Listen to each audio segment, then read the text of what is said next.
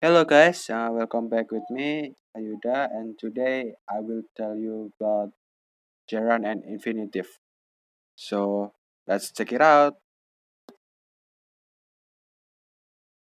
Okay, gerund is the verbing form in a verb used as a noun.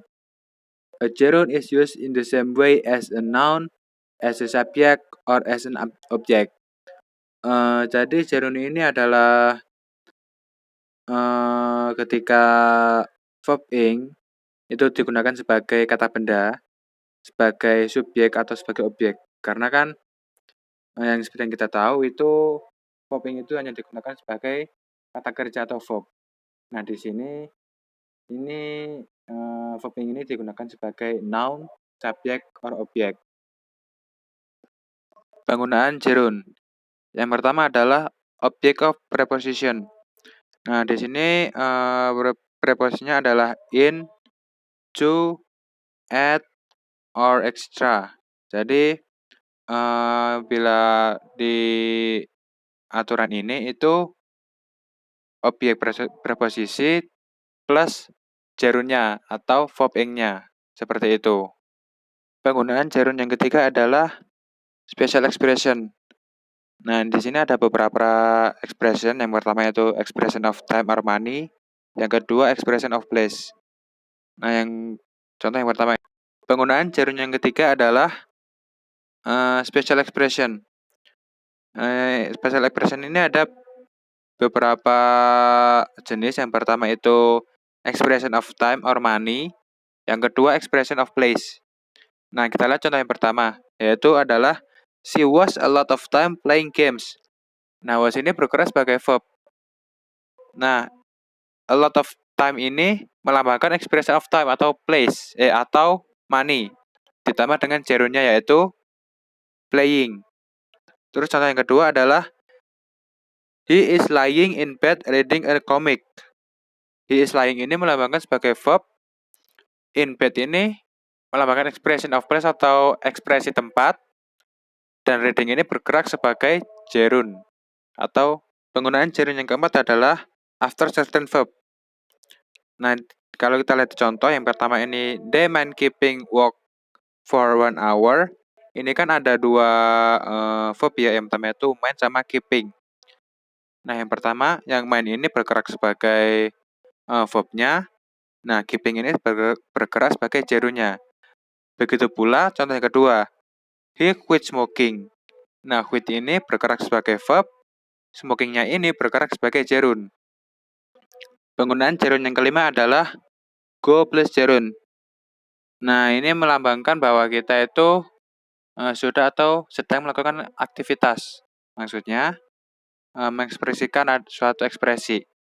The most part is recreational activity atau aktivitas berekreasi. Nah, jika kita lihat contohnya adalah yang pertama, I went jogging yesterday. Nah, went jogging ini berperan sebagai gerundnya, go plus gerund. Kenapa when? Karena ini dilakukan hari kemarin. Berarti go diganti when atau verb 2-nya dari go.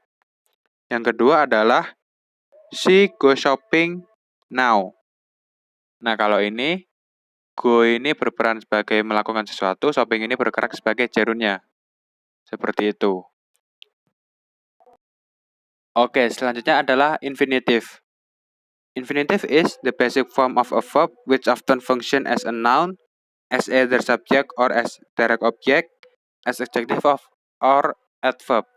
Jadi, berbeda dengan gerund tadi yang menggunakan verb ing, kalau di infinitive itu menggunakan simple formnya, simple verbnya, jadi menggunakan verb 1. Untuk patternnya atau polanya itu adalah to plus the simple form of a verb. Jadi to plus verb 1, seperti itu. Nah, di sini adalah beberapa verb yang diikuti oleh infinitive. Yang pertama adalah verb plus infinitive. Untuk polanya adalah to plus the simple form of a verb atau to plus verb 1. Nah, di sini untuk negatif formnya adalah tidak not present in the infinitive. Beberapa contohnya adalah hope to, plan to, intend to, decide to, and etc. Yang kedua adalah verb plus objek plus infinitive. Nah, jika diikuti oleh pronoun objek dan kemudian infinitive, maka polanya adalah verb plus objek plus to infinitive.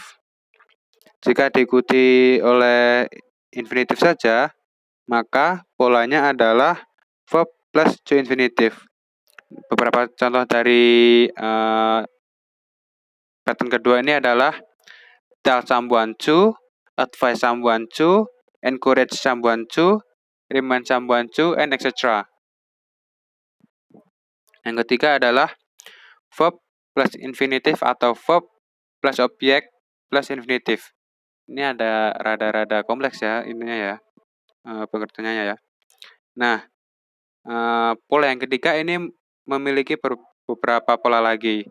Yang pertama adalah verb plus infinitive, yang kedua ini verb plus objek plus infinitive.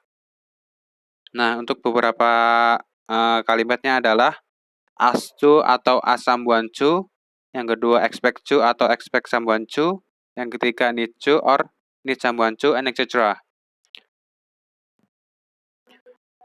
Itu saja yang dapat saya sampaikan di kesempatan kali ini. Apabila ada kesalahan saya mohon maaf.